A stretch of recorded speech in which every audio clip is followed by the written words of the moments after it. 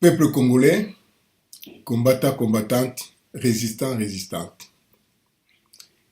Bisogno surtout touti ko vivre le 31 décembre 2018. Na yango esengi mutu na mutu asala réflexion na ye, asala bilan na ye, na ndenge situation euti koleka.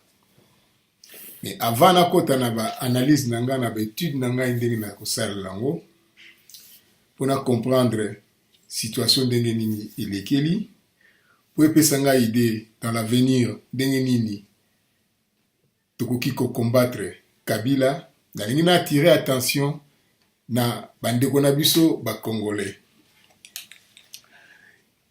Ba congolais balobaka trop. Mutu nyonso azosala vidéo azali journaliste te. Ngai nazali journaliste te. Mais tangu mboka eza na mobulu, naza ko suivre situation ya mboka du jour au jour. Na ndenge naza ko landelango, nazali na droit ya kopesa point de vue na ngai. Yo ovandi na ndako, ozosala eloko moko te. Batu oyo baza ko bimisa ba idée pona bato oyo baza ko bunda pona mboka, bakoka pe kozwa ba idée basala nango, ba trouver ba solution nango, ba retirer na kati ya ba idée wana oyo ya malamu ba utiliser, oyo ya mabe batia na pembeni, to ba idée oyo ekoki ko provoquer conversation, discussion pona koluka to bimtozo ba solution, yo musala na yo ko critiquer. Oko critiquer ba osuba nani, mais yo za nani. Il faut yo moko pe okoka kopesa ba idée na yo. Mutu nyonso tu ba situation zile na mboka azana mwa ndambu ya ba idée na ye. Metango za na ba idée oza ko banga koloba po ba koyeba yo okokende suna kisasa te. Alors tika bato yo bazo kipete, bazo mona motema pasi na makambo zile na mboka, bazo bimisa bilongi na bango, respecter bango. Wana na pesi toli na congolais nyonso tu. Ezala congolais ya PPRD, mama na ya sufraka. Azali boso ndako na bango mai telema, baba busoto ezali wana, eloko moko ya malonga réalité. Akoya ko ganga lati berin rouge a telemi azo ganga, metanga ko ganga kuna ko zonga azo zonga, azongi na kati ya busoto, azongi na kati ya pasi.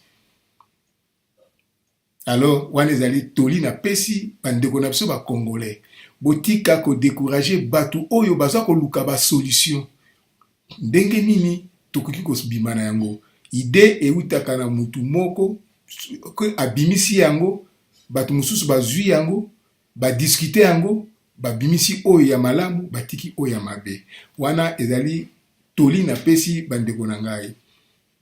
Na moi ya lelo yo tozali lisusu na tangu te ya koloba ko critiquer o Félix, o Mbanda, o nini. Non, tozana besoin ya lisanga. Botika babiloko oyo ya ko critiquer batu.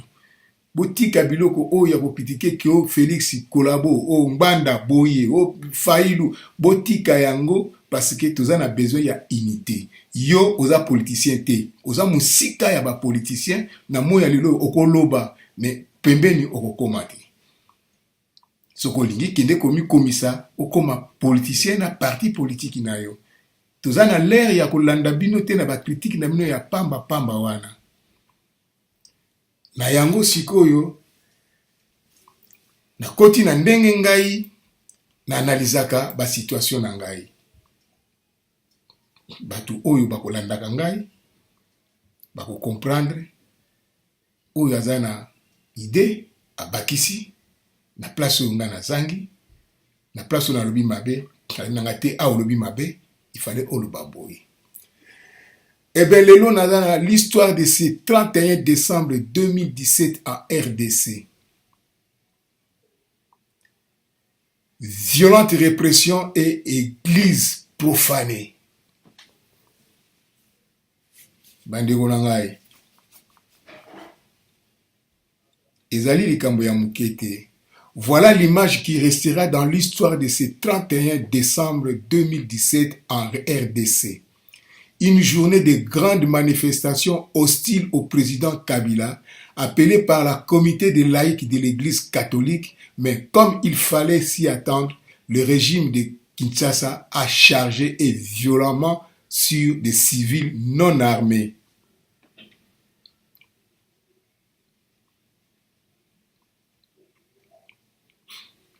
À partir ici, koyo, naza kosenga na batu oyo ba congolais oyo baya na poto, ba yekola ba cour ya ba droit bazali wapi. Po biloko oyo uto salama na Kisasa na biso batu ya diaspora, eza kosenga siko batu ya droit ba expliquer biso qu'est-ce qu'on peut faire. Il y a eu des morts, il y a eu des blessés. To baka bazo kufa. Tango biso na diaspora, toza ko porter plainte te, batu yo basala ba cour ya droit na diaspora, ba mona na raté. Na niveau oyo esalamaki lobi le 31 décembre, tozali na besoin ya batu ya droit, oyo ba licencié, ba docteur, ba nini ya droit, ba yebisa biso na kati ya diaspora, biso ba diaspora, toki ko poursuivre biloko oyo ndenge nini, droit nini ko permettre biso, et bango nde ba ko défendre yango.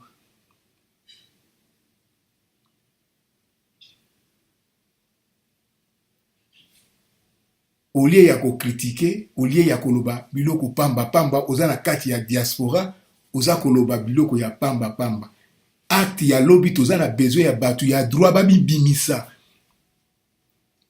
Baloba sikoyo na ba vidéo, acte ya lobby ezali qualifié quoi? Parce que ngana loboni violation et répression et église profanée, profanation de l'église catholique.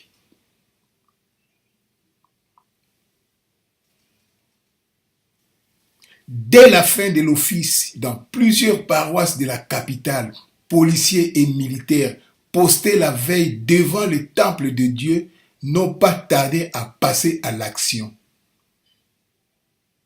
La paroisse Saint-Jean, Saint-Joseph de Kalamu, les fidèles ont eu juste le temps d'effectuer quelques mètres de marche avant d'être chargés. Une femme a pris une balle dans la tête.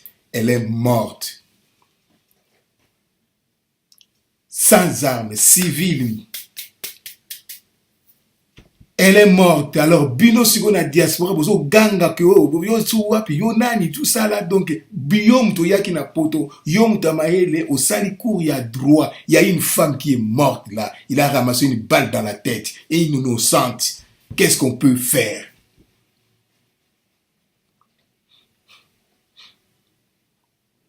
Tant sango na église na cathédrale ya Notre-Dame alobi ki bozonga na bandako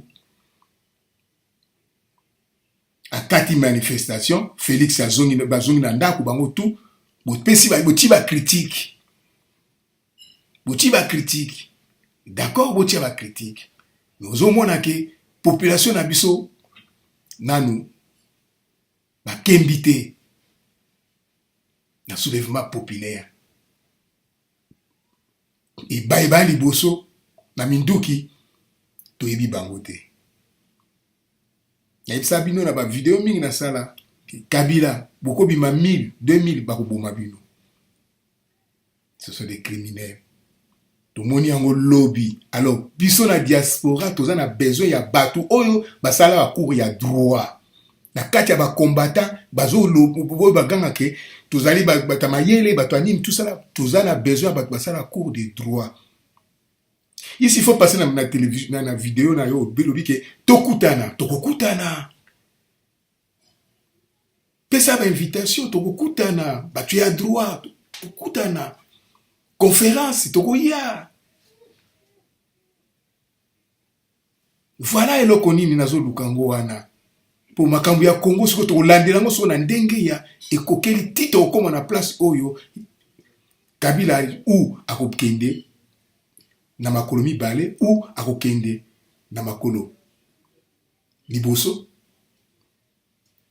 tokoyebela ngone sika wana mais na acte e pasaki lobby le 31 décembre toza na besoin ya batu ya droit ba licencié en droit ba docteur en droit.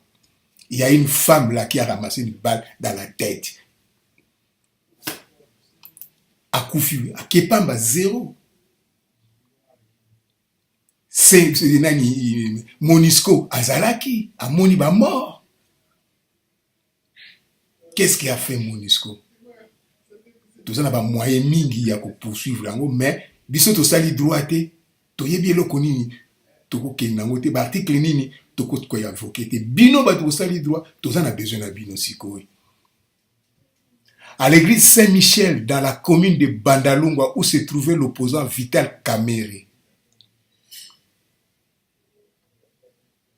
des commandos lourdement armés et parlant anglais. Excusez-moi. Des commandos lourdement armés et parlant anglais. Kamerhe a kokosate. Kamerhe a kokosate. Na kati ya paroisse ya Saint-Michel, na moni ba image ya Vital Kamerhe. Est-ce que ba journaliste wana ba zwaki ba image ya ba commando oyo lourdement armé et parler l'anglais? Diango toza na besoin ya ba image wana.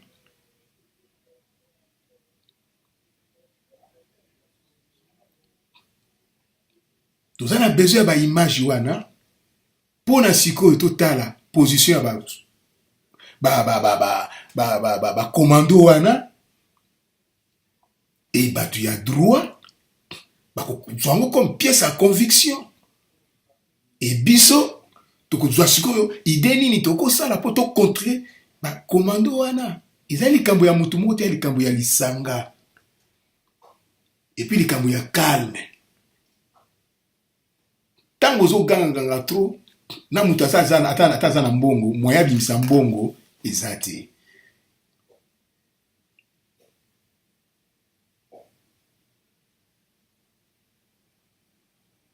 Bandeko na ngai, histoire ya lobi efungola biso misu. Efungola biso misu. Et condamner mutu te. Na lingi te na yoka ke bo condamner mutu o Félix o Fayulu o non. Tozala batu oyo. Na pesa exemple par exemple ya Kagame. Asa la formation militaire na na États-Unis. Asa spécialiste ya guerre, guérilla.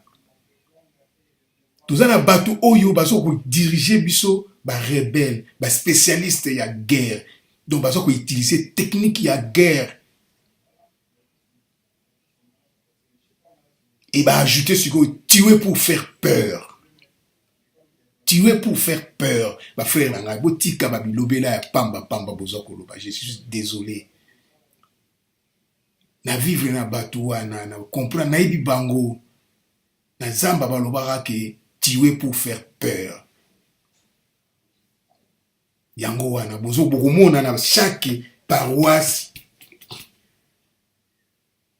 Bazo boma moko papa mibale bakiti mibale pour ba misusu balenga bakei papa tuer pour faire peur. Alors biso na diaspora tozana batu ba sala cour ya ba droit. Abima na vidéo boyebani bino na bino bobima na vidéo bo petit vidéo na sens wana tokokutana soki ko sangisa mbongo pona kusunga bino tokosangisa biso nyusu na poto atosimbaka bambongo mutu nyusu mutu ata osala kate me oza na RSA oza na syndic oza na ni tout ça moyen ya mbongo ezali kaka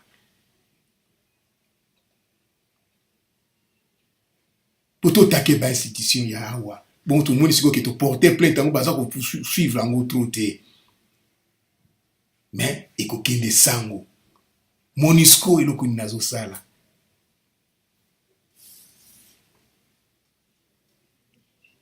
À l'église Saint-Michel, dans la commune de Bandalungwa, où se trouvait l'opposant Vital Kamerhe, des commandos lourdement armés et parlant anglais, qui n'ont pas hésité à tirer du gaz lacrymogène à l'intérieur de l'église.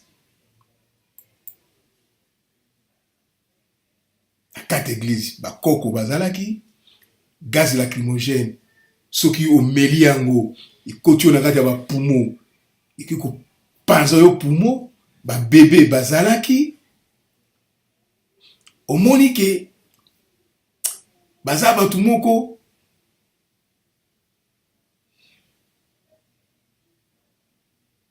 baza na mawa te e baza bato moko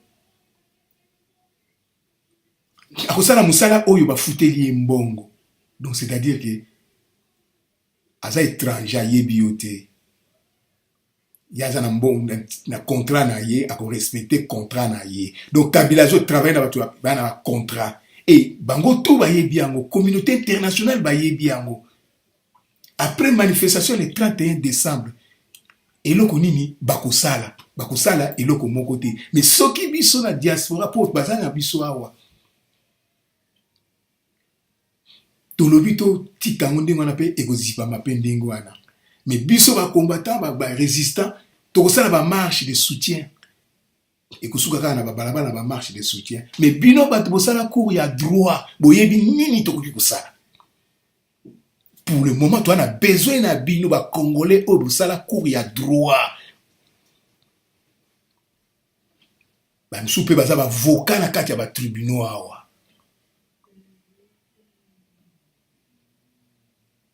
Problème oyo toza nango ya le 31 décembre ya pona bino. Bomi bimisa, boyebisa biso. Biso tokosangisa mbongo. Les restes tokotala après.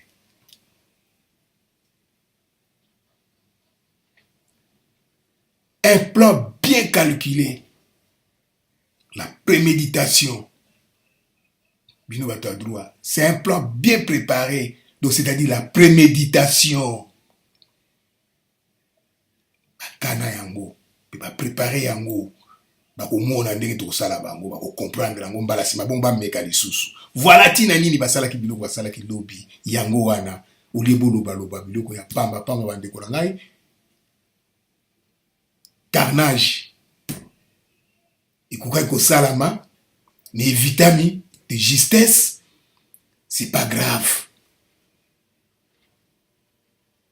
Mais, basango ba memi Kabila, na esiko balinga ki ba memaye. Ba laksi Kabila siko na opinion publique yo internationale que tala mutu bolingi bo soutenir tala azali nani.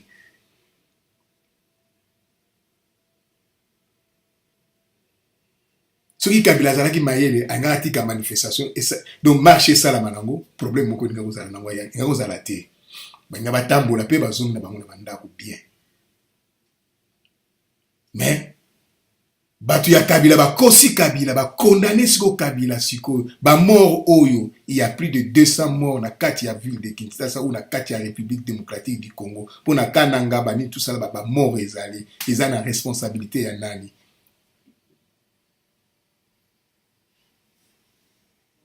Un plan bien calculé. Il fallait tirer sur tout ce qui bouge dans l'église. Ce que les policiers et militaires ont fait. C'est une barbarie d'un autre genre. Excusez-moi. Kamera dit, même à l'époque de Mobutu, jamais l'armée ni la police n'avaient tiré à bout portant ou lancé des gaz lacrymogènes dans une église. Mais wana balancé yango. Kasongo, tu es un homme mort. Ça, il faut savoir ça. Diffamation. Profanation de l'église. Nous, les chrétiens, on ne te laissera jamais. On verra ça dans ma conclusion. Tout chrétien est appelé. Yako ta la place Yokozala. Chrétien yo sali appelé yako essuyer honneur yo au BBC au récupérer na ndenge ya brutalité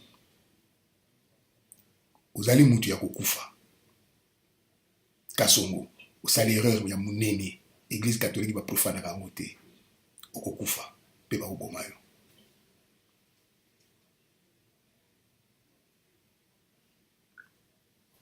C'est inacceptable.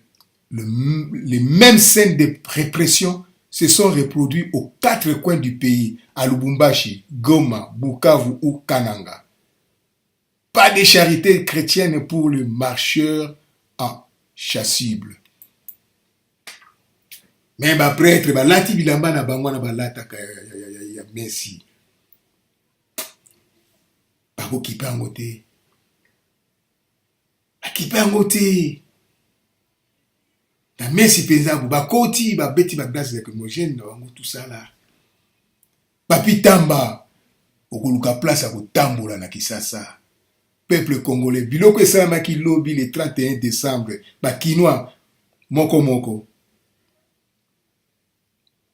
moko Kimbuta déplacement n'est fait comme un restreinte moko peuple congolais ato sali ndenge ni bakoboma yo bakobeto masasi okukufa tango moni ye vome bokufa na ye sika moko sikoyo ekomi ndenge wana.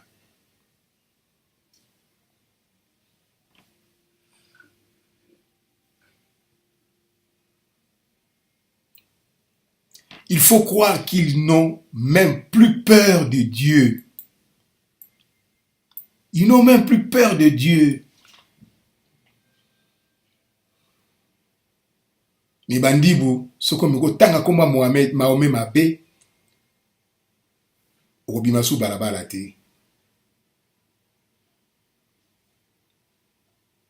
Et l'autre que le 31 décembre, peuple congolais, biso tozana poto, toki ko s'organiser yango na ndenge mususu. To banda na ndenge ya biso na biso to yokana bien. Babiloba lobezali trop parce que mingi bazwaka ba occasion ya koya na poto te par hasard donc parachiter ye batindele ba ticket à kota wana ndenge ya trop ni tout ça là boye baya na poto na ndenge ya tina na ba moyen na bango moko balobaka mingi te ni boye baya na bandenge ba mayuya bango nde baganga trop bakoma donc komona lokola ke bakoma banani. Non, botika biloko wana. Kongo pona ko sauver ngo eza pona babiloba loko bozoloba te. Tout bino tout temps bozoloba nazo kabino. Bandeko na ngai botika biloba loba wana. Bota la journée à lobby le 31 décembre 2017. Yango nde laksi bino force ya Kabila. Yoko koka kende Kisasa okokoka te. Vandawa trouver solution. Et pour trouver solution, na makambo eleka ki lobby, il faut bateau et basala ba cours de droit, bana ba niveau supérieur, ba docteur, ba licencié en droit, ba mi bim sa sikoyo, ba ebisa biso acte pasaki na Congo, ezali acte nini sur le plan international, toko sa elango ndenge nini. Et à partir ya moment na toko kutana, toko former ba groupe moko. Il y a ma décision restreinte. Toko kwa sala ndenge toko faire sauter Kabila ou ndenge nini opération pour passer pour na pour changer peur na camp nango. Tous les officiers de la police comme bandana yemoko Numbi soki Numbi Tina Kasongo, ils ont signé leur arrêt de mort à partir du 31 décembre 2017. Ce sont des hommes à battre.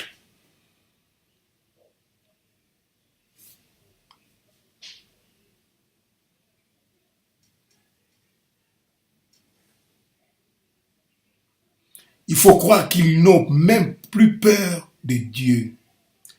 Messe dominicale perturbée et fidèles dispersés à coups de gaz lacrymogènes et à la clé, comme c'est souvent le cas, quelques cadavres sur les macadam. Batu ya droit, il y a eu quelques cadavres sur les macadam. Il y a eu des morts. Ça c'est droit de l'homme. Il y a eu des morts.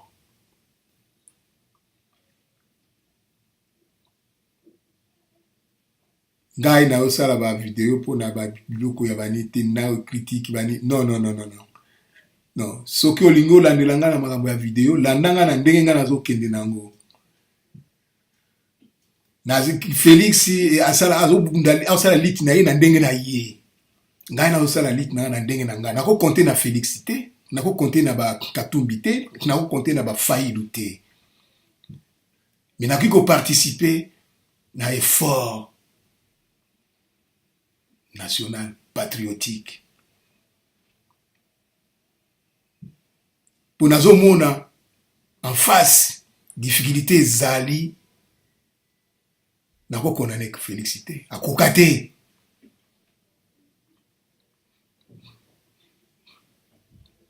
akokoka te lobi wana le 31 décembre soki atiaki tembe banga baboma ye po bato bayangi kuna baza nango na ntina te balle perdu banga baboma ye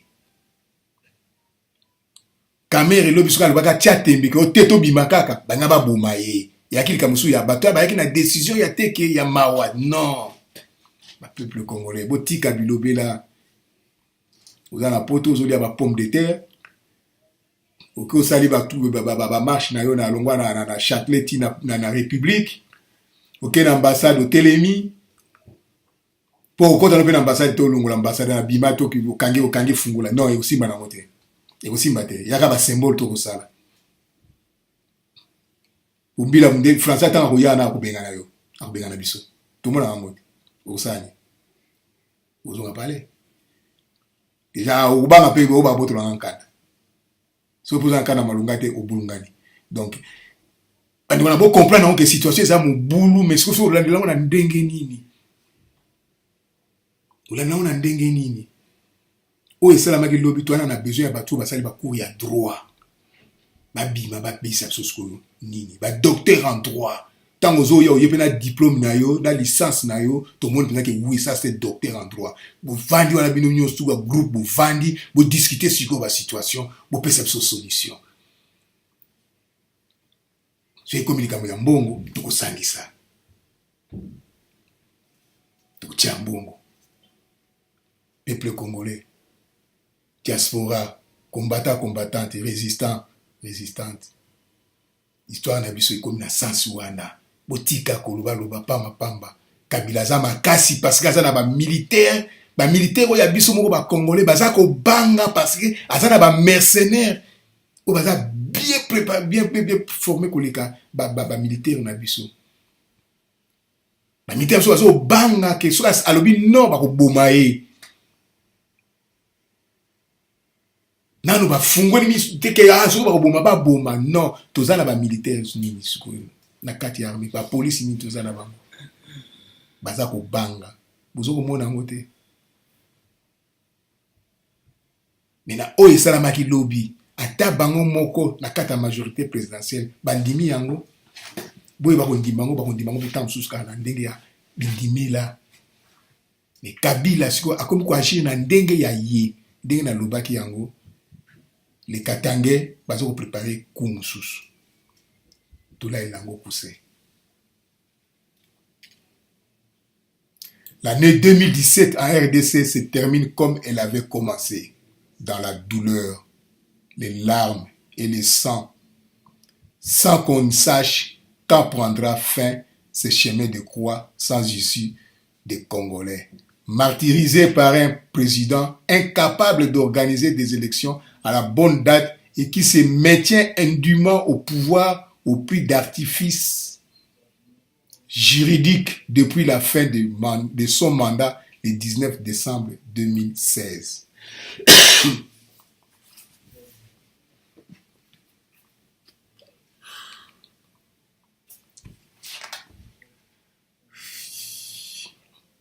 Kabila Pona se déplacer soit l'hélicoptère, à partir de la parole présidentielle, à remonter l'hélicoptère.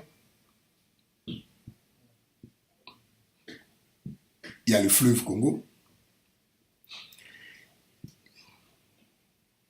Vous comprendre. Ou à partir d'Andjili, à remonter dans l'avion à décollage vers Kikole. Vous comprendre. On peut tout faire. Mais calme.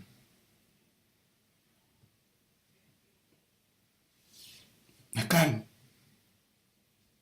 Le 31 décembre 2017, botika biloba loba sikoyo tokota sikoyo na réflexion ya solo tomoni yango kabila kolongwa okolongole ndenge nini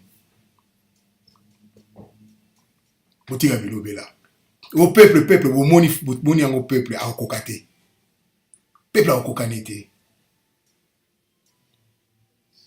il faut quoi voilà botika bilobela tout de ba réalité tout monde ba réalité na miso totika o Félix asala nini akosala eloko ni Félix Katumbi akosala nini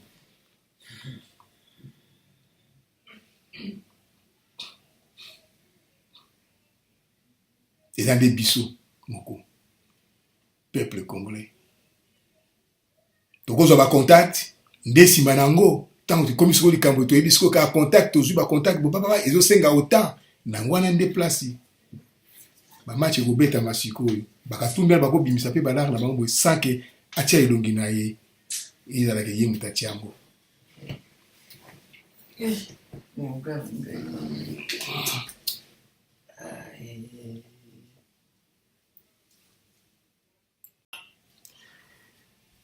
bandeko na ngai combattante résistante peuple congolais dans l'ensemble.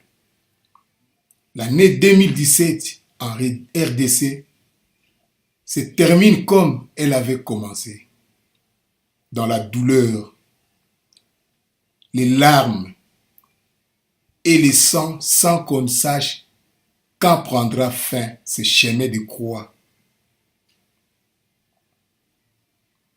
Sans issue des Congolais, martyrisé par un président incapable d'organiser des élections à la bonne date et qui se maintient indûment au pouvoir au prix d'artifices juridiques depuis la fin de son mandat le 19 décembre 2016.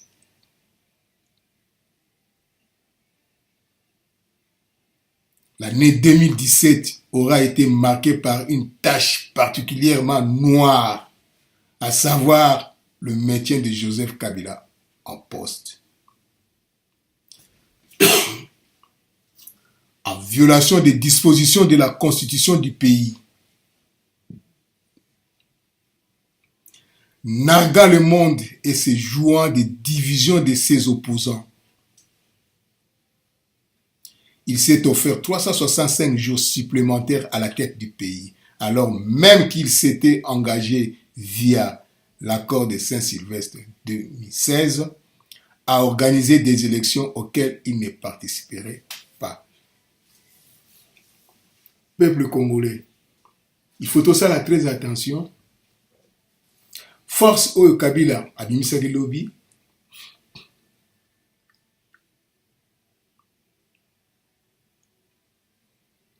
Église catholique a rassemblé toutes les partis, les forces d'opposition, les partis politiques ignorent surtout, et pour là qui Église catholique et dans tous les pays, Congo Mobimba.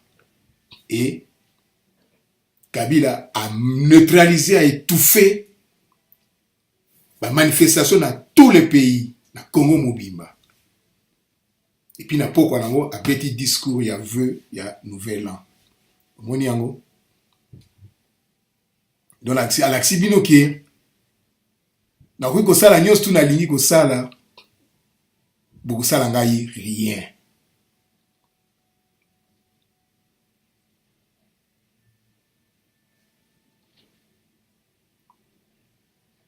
Pe perdre à lobby qui est pour na bango, Dauphin, baza nango na tina te. Baza na besoin de Dauphin te. Alors, le peuple congolais, surtout les combattants, les résistants, les résistantes, vous avez ganga, vous avez bossana, enchaînement, il y a histoire, on dit que vous avez oyo esalamaki lobby moto akokoka ngo aza te Congolais ya kokoka biloko esalamaki lobi ke à s'opposer na Kabila à sa force, il faut kaka ezala armée. Pe armée oyo ebinga kokita na Kisasa po e contrer armée ya Kabila, il fallait toyeba nombre nini ya ba militaire oyo bazalaki na Kisasa sur place. Toyeba réserve na bango boyo babimaki boyo batikalaki combien pona to sopa sikoyo oyo bakoya ko neutraliser terrain.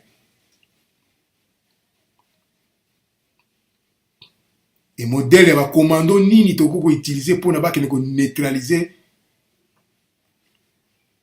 situation ya ba commando oyo ya Kabila. Eza likambo ya mukete. Oganga minduki bapia biso ba minduki bapia biso ba minduki. Bapia so munduki il faut yeba déjà ko beta munduki wana. Et munduki nini yo beta ka spécialité na yo nini. Eza ka koloba te ki bapesa minduki.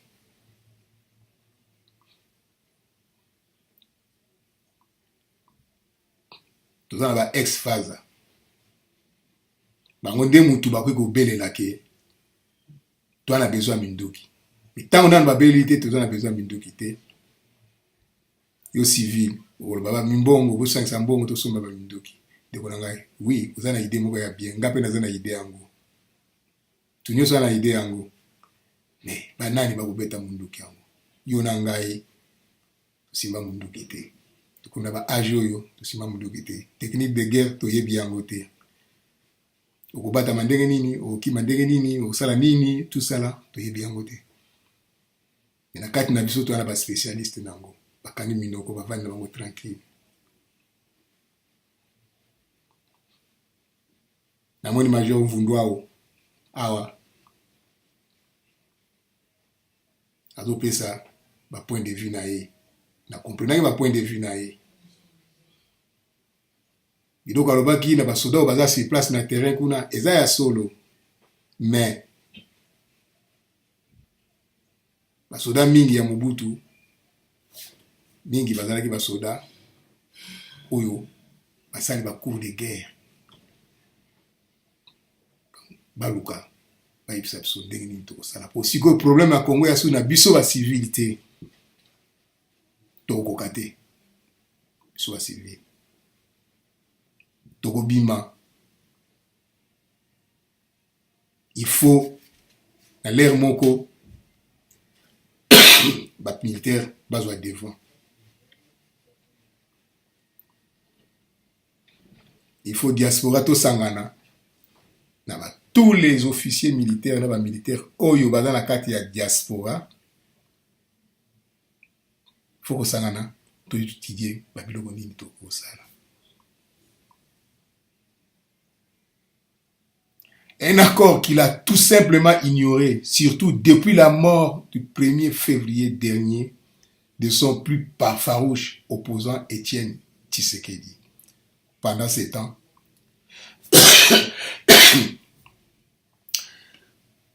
en tout cas, nazo sala ma vidéo yo parce que nazo ko supporter te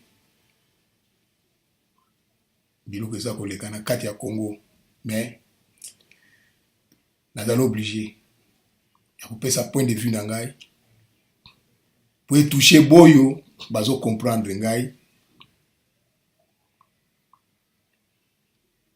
tokoka kosala kosangana tosolola ba biloko oyo eza likambo ya mutu na mutu te, eza mokambo ya ngai te. Civil azaka civil, militaire azaka militaire. Atokolaki na kasi militaire matu amwa na soda moza soda te. Ozaki na master soda oza soda te. Soda za soda.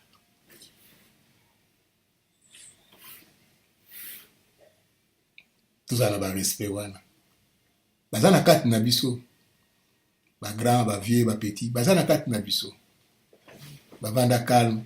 Mais bamoni yango bango moko le 31 décembre bazo comprendre makambo naza koloba. Le 31 décembre mutu nyonso tout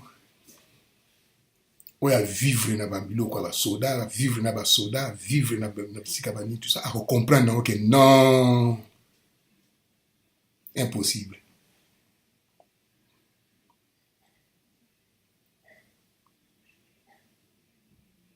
utolata sikoyo balokisenti na loketu mais yo kokolata senti na loketu bato tokofuta mbongo basala babiloko na bazali mais avant tout calme. Tu analyser le 31 décembre 2017 place Kabila à l'axibiso ke bomoni ndenge histoire nazo memango et na pourquoi apesi discours amoni biso ba bête to condamner mutu te failli la kosala nini déjà ba beta ebal na mutu so banga babome mukolo wana babi non ko bomé te beta yango pour comprendre kaka tango atteindre ye na position atteindre ye na pembeni ya tympan donc c'est-à-dire il était déjà mort yali kabuyate ka nzambe nanga na sambela ka non failli banga na bango ko bomonte so banga boma yo boza brave pozo telema kaka poza moni okendeki pe na église félicitations mais butayi la siko makambo na angle mususu diaspora match eza na côté na biso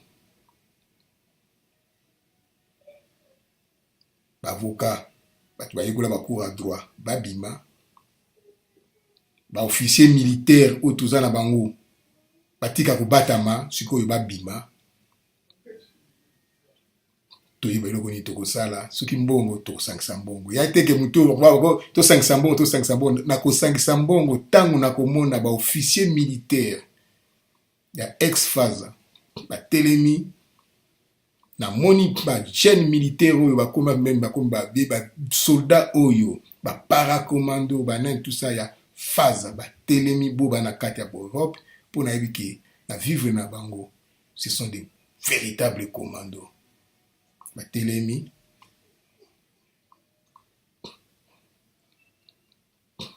esika wana tokoya koluka sikoyo territoire moko na kati ya pays d'Afrique tokonégocie yango na ndenge nyonso tu tozwa espace ya préparation mpona contre-attaque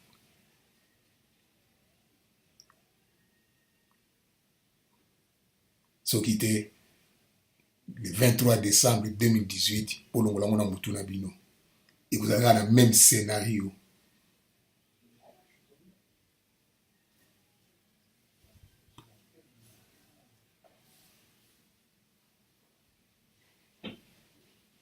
un accord qu'il a tout simplement ignoré, surtout depuis la mort le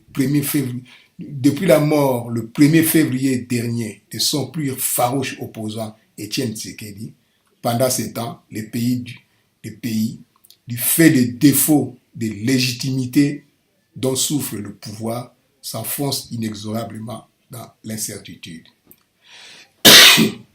Au total, la répression aurait fait 7 morts à Kinshasa, ça je m'en doute, au moins 200 morts à Kinshasa. Selon la MONUSCO, pour sa part, la police congolaise a fait état de 3 civils tués. Ça, tu as droit. La police congolaise a reconnu qu'il y avait 3 civils tués. Donc, il y a une mort d'homme, bah reconnaître Rango. Et pourtant, il y a une manifestation moko pacifique. Les gens qui n'ont pas d'armes, mais les vides. Les services Internet des mobiles et les CMS ont été coupés sur ordre du ministre des Télécommunications. C'est-à-dire que bakoboma balingi te bamona ndenge nini massacre kosalama balingi bamona te ke monde amona te ke bazoboma au bout portant.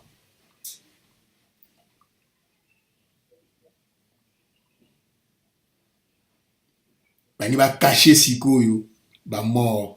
Ça boyebi yango communauté internationale a yebi babiloko nyosu banda kala. Pour le 31 décembre awa bakosala nini? Il y a eu des morts bakosala nini?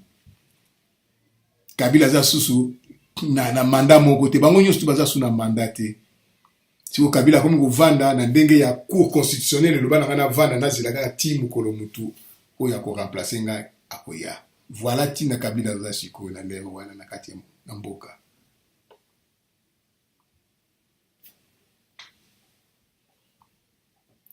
Le signal de la radio onusienne au Capi a été momentanément brouillé.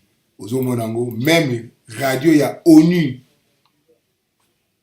oyo bakoza la censé ya kobanga babrouillé yango.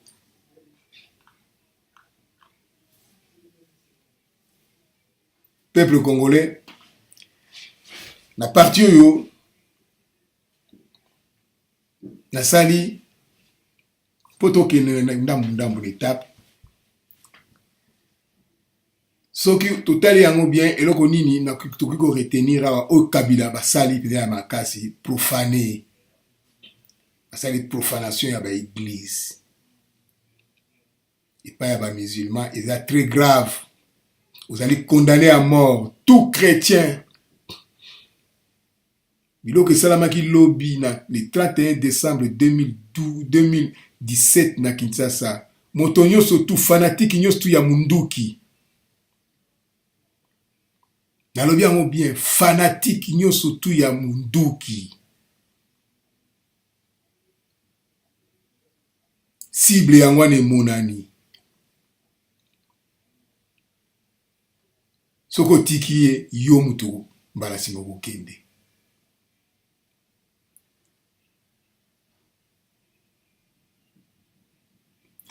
Porter atteinte à l'église catholique qui est la demeure de Dieu, à un prêtre qui est une personne revêtue d'un caractère sacré, par un acte d'irrévérence, manque de respect. Ou un acte impie qui méprise la religion.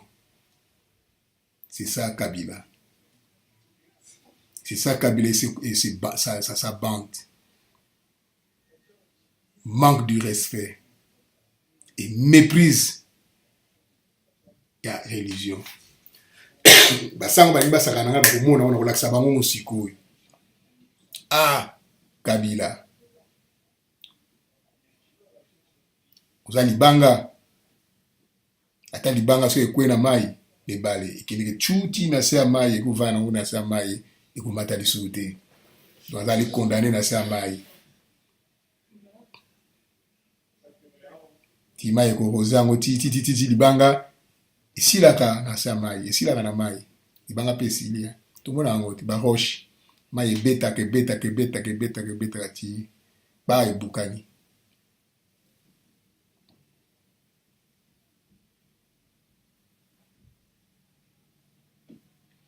Avilir les églises et les prêtres en manquant au respect qui leur est dû, en les traitant de manière indigne.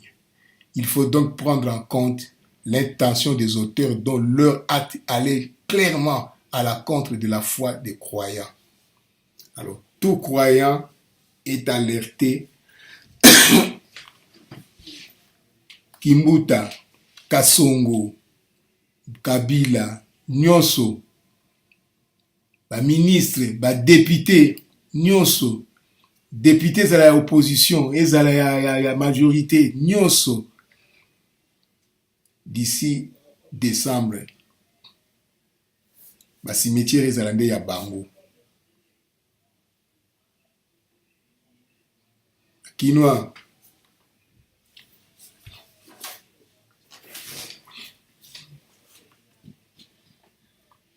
oyo asali acte apusani po ata ndenge nini osali liwa eza siko partout na Kisasa arrestation ya lere nyonso tu.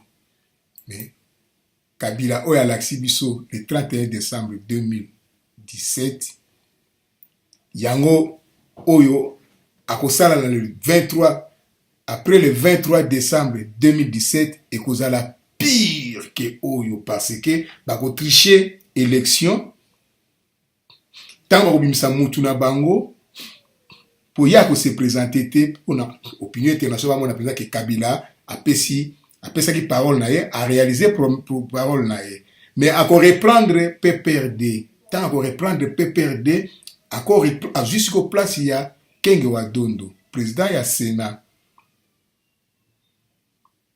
président bakotia président na ye bango bien que a sacrifié vie na ye ayeba ndenge ya kotika mbongo na bana na ye mpo akosala ata mosusu 3 mois 4 mois 5 mois babomi ye soit akufi na accident soit akufi na nini. Alors président ya Sénat moto akoreprendre poste wana, donc Kabila azongi na pouvoir. Voilà eloko Kabila azo préparé yango wana bokende musika te.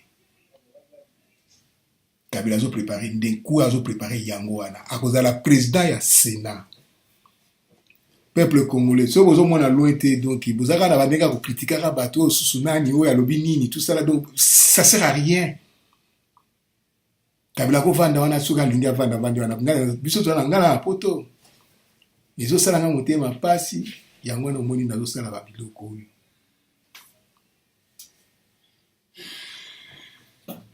Un plan bien calculé.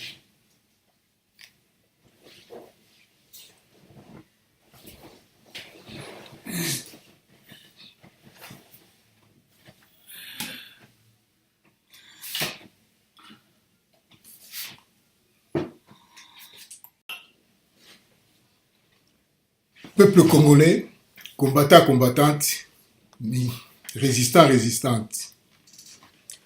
Omoni Kabila tangu tozo bozo koloba. Marche, bani tout ça là. Bango pe baza ko se préparer. Bazaki na plan na bango yaki déjà bien calculé. Yango na bengi yango ke. Un plan bien calculé, c'est la préméditation. La préméditation est définie en droit pénal français comme étant le dessein formé avant l'action de commettre un crime ou un délit déterminé. L'article 132.72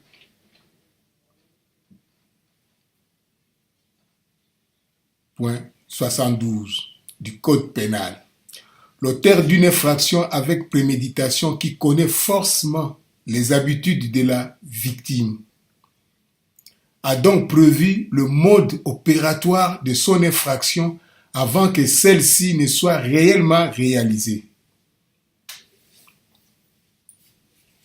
On considère alors que l'auteur est pleinement conscient de ses actes avant que les crimes ou les délits ne soient commis.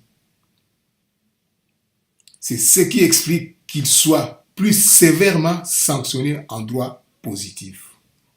Voilà, place tozolinga tozana besoin ya batu. Ongolais oyo, basala bakour ya droit. Bangonde mutu bakoya ba éclairci biso parce que les problèmes il y a le 31 décembre 2017. Soki biso diaspora tolbi to landelango, il faut batu ya droit ba expliquer biso situation ndenge nini tokiko landela yango. Et puis il faut to landela yango. Pour ça to landela yango te to pesi pression te biso yesu toza dans le même sac. Bakour des droits de l'homme ezali awa. Soki to s'organiser bien à diaspora.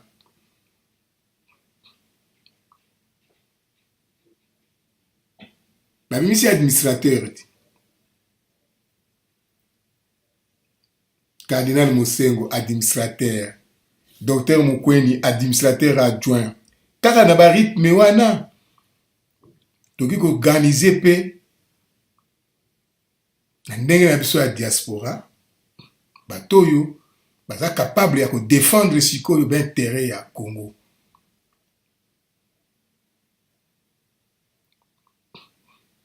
L'Europe, tout un article. La loi de 1901, les alipés, ça fait partie.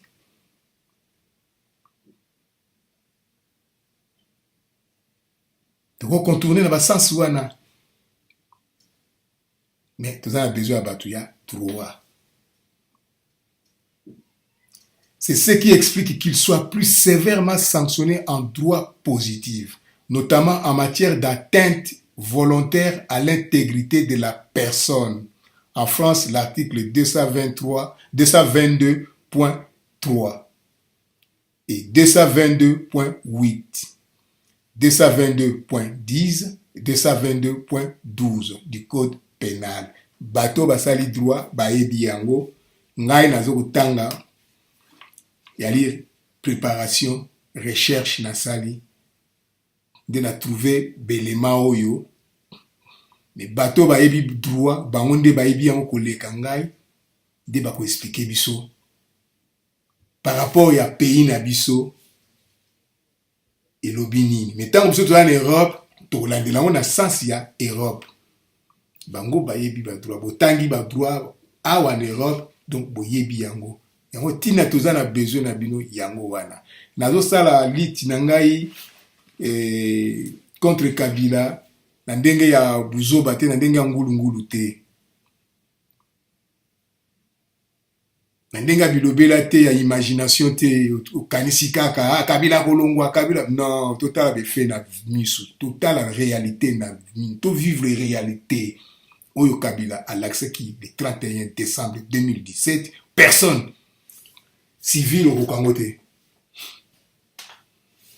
civil au Congo te militaire tambo kepe kokoti na Kinshasa pour na boko no sala opération donc so bozaka ka 3 4 5 militaires au Congo te il faut 50 ou 100 commandos suicides baki basala maximum ya dégâts mais ba bien bien que final la biso tam susu mort ou vie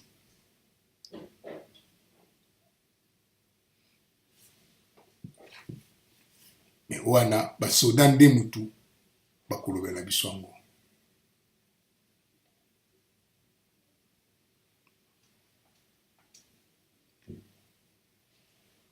un homicide commis avec préméditation et volonté de la commettre est juridiquement qualifié d'assassinat. Ce qui s'est passé le 31 décembre 2017 na Congo ezali assassinat.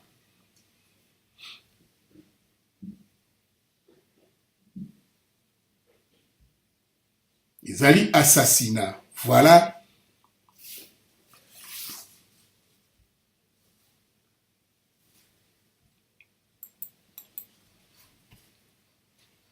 Pour mutu yo so ko pesa ba critique na ye ko critiquer ba tout ba Félix Kimaki non mutako kokango azali te Félix azali leader ya parti politique na ye ya UDPS mort akozala isusi utilité vivant azali utile olinga sala nini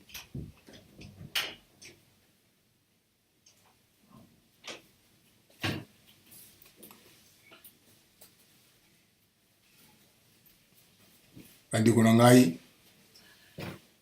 toza na besoin ya rassemblement ya tosangana po tosangana na moya lelo oyo makambo ndenge ekomi mobulu na moya lelo oyo moto azomene biso na je azali na baelema oyo non contrôlé mercenaire toyoki yango Kamer balobi bazoloba anglais pa mosusu bazoloba bakiswahili toza na lere ya kofinga te o Félix o boye na boye non yo osala politike epai wapi ata ngai tunasala politiki te nayebi politiki te me nazolanda événement ndenge ezokende nazo fouiller na kotanga na koluka ba recherche pour na comprendre na sala droite natali likambo oyo epasaki le 31 décembre toke résoudre yango ndenge nini c'est là où on a besoin que il faut bato ya droit oyaki na poto koyekola oyaki mpona université biso bamisu toyaki na biso mpona mosala nayaki mpona baklasse te déjà na kosala déjà na Kinshasa na office national du café marié père des enfants na yaki apo na ba classe te so na sali ba formation parce que ngambo na ngina sala yango mais yo yaki po na université o sali ba université awa na poto droit vous êtes licencié en droit, vous êtes docteur en droit, voilà la situation de Zanango. Italibino sikoyo. Boyim sabiso la solution. En droit civil français, la préméditation est aussi parfois appelée dol aggravé. Le dol aggravé est un degré d'intention criminelle entrant dans la catégorie du dol spécial, qui vient lui-même préciser le dol général. L'existence d'un dol aggravé suppose qu'il a été établi une préméditation antérieure à la commission de l'infraction, article 132.72 du Code pénal de 1994. Bino bato droit boyebi yango. Ngala ebi logo nini bakomi na 132.72 te. Bino nde bato boya ko expliquer biso yango. La préméditation est alors une circonstance aggravante, plus précisément pour les affaires de meurtre. La préméditation conduit à la réqualification pénale du meurtre en assassinat. Article 221.3 alinéa 1er. Voilà, situation il y a le 31 décembre 2017.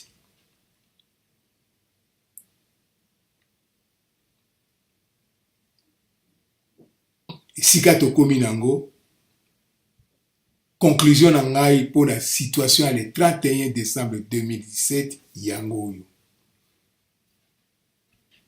Donc bato ya droit bapesa biso beyano nzela ya kosala awa tokoka kolanda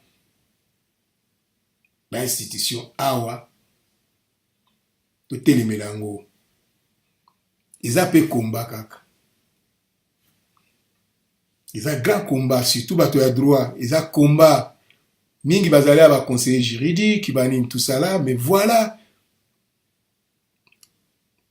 Yo un intellectuel, voilà situation où yo na pesio nze tio. Dengi toko défendre yango. Kaka s'il faut bimi na vidéo, bo sali vidéo 2-3 jours toko mona yango.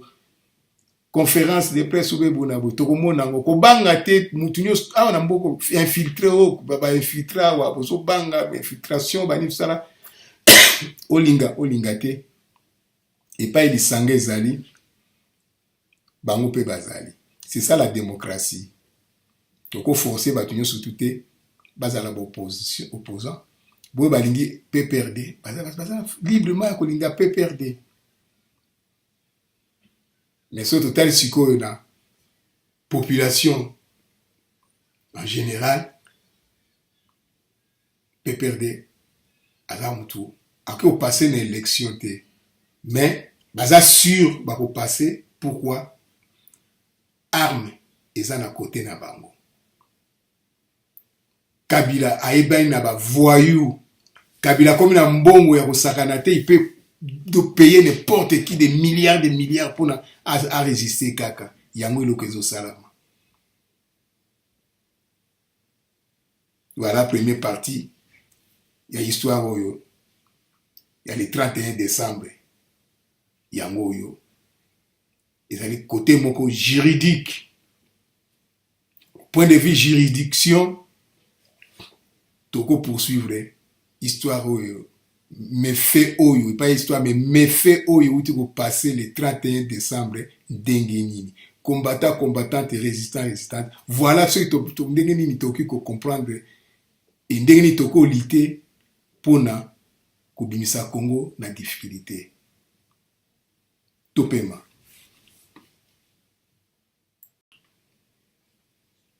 Bandeko ngai oyo ezali compréhension nangai il y a journée il y a le 31 décembre 2017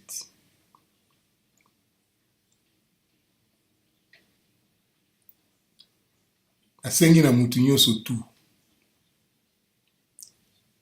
ameka kovanda calme atala makambo ndenge lekaki à juger avec objectivité,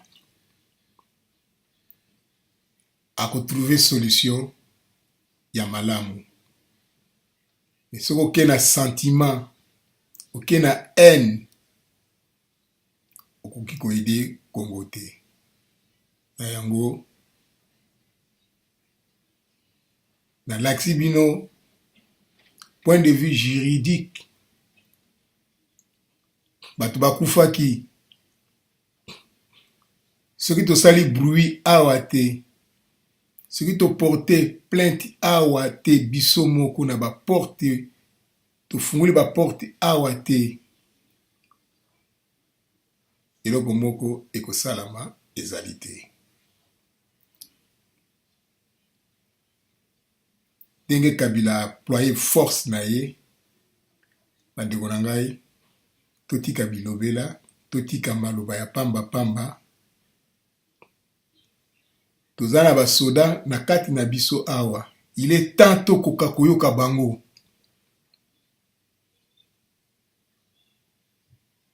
Namonaki mvundu awo. Nayebi ye. Po mutu awo yebi mvundu awo te, donc aza kinwa te.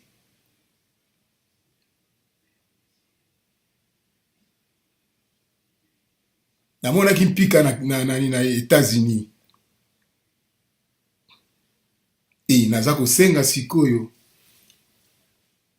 na ba opposant oyo baza na kati ya Congo, ba Félix, ba Fayulu, ba nini, il faut baluka siko ko renouer ba relation avec la police, le militaire congolais pona komeka ko préparer sikoyo bango. Bato oyo baza na ba famille na bango, ba policier bazali, ba militaire bazali. Il est temps maintenant ya ko contacter bandeko na bango na poko lisolo mususu te, lisolo oyo. Il faut ba militaire oyo baza en service ba arriver ko prendre risque. Soki ba tenter te, ba oser te, bandeko na ngai, na moni ndenge nini toko s'en sortir na problème oyo te, parce que Kabila azali bien militarisé. Nasuki awa pona lelo, ingeta, ba courage, excusez-moi, condoléances na ba famille oyo, bandeko na bango bakufi, le 31 décembre 2017, la révolution nyonso tu makila etangaka. Boyo bakufaka, nde boyo bazalaka déterminé, bakourageux, baonde mutu, bakendeki na suka akokutana na lisasi. La famille nyonso tu oyo bandeko na bango bakufi le 31 décembre 2017, il faut ba se faire reconnaître.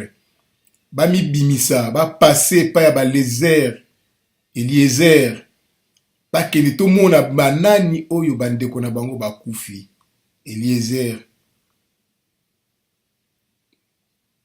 toyeba kotala eloko nini tokoki kosala. Ingeta asali émission nini vidéo yo asilisi yango na 0h44. Bopanza yango. Merci mingi. Na boyo bakolanda ngai. Au revoir. Que Dieu vous protège et la lutte continue jusqu'à la victoire totale.